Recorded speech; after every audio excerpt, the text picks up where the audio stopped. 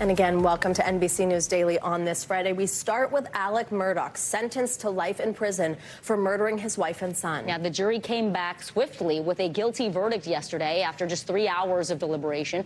Here are some of the key moments from inside the courtroom during today's sentencing. A man who placed himself above all others, including his family. A man who violated the trust of so many, but most of all, Maggie and Paul. I'm innocent.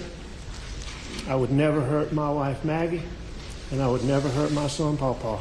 In the murder of your wife, Maggie Murdaugh, I sentence you for a term of the rest of your natural life.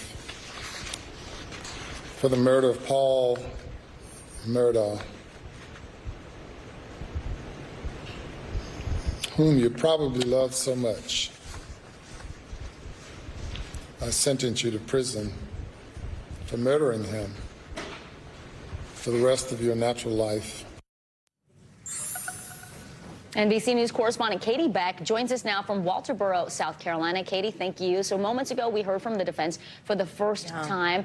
How are Alex Murdaugh and his attorneys responding? And is there a timeline for the appeal?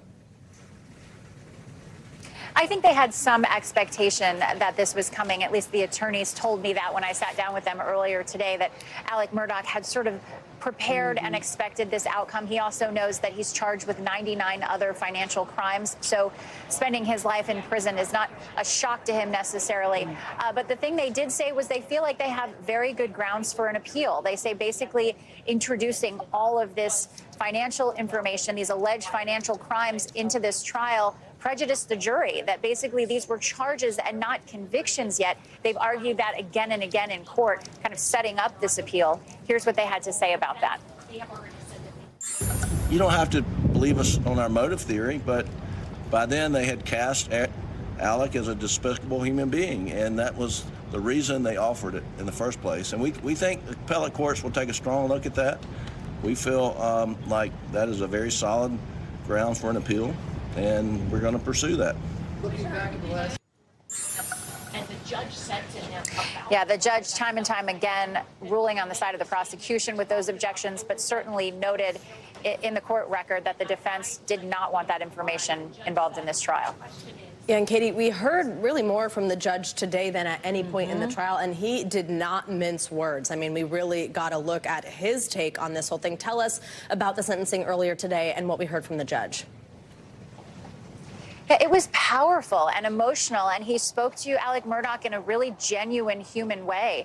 In fact, he almost invited him to confess or invited him to explain why he'd done this. He said, in my 30-plus years on the bench, I've actually never had a defendant explain to me why they committed this heinous act. I'd love to know what was going through your mind on that day, what led you to this decision. Alex Murdaugh, as you heard in that sound, saying that he is innocent, that he would never hurt his wife and son. But the judge simply said, that's not believable. It's not believable to me, and it wasn't believable to a jury of your peers who found beyond a reasonable doubt that your story didn't hold up. It wasn't credible.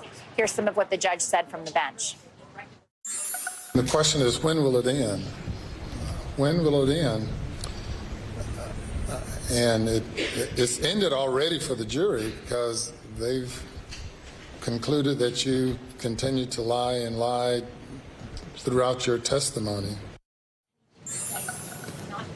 We have been told that Alex Murdaugh is being transported to Columbia, South Carolina. At this time, he will be at the Kirkland Correctional Facility, where he'll be held for 30 days and then evaluated, and it will be determined then what prison he will be at permanently. Guys. NBC News correspondent Catie Beck, who has been on this for us from South Carolina throughout this trial. Thank you so much. Thanks for watching our YouTube channel. Follow today's top stories and breaking news by downloading the NBC News app.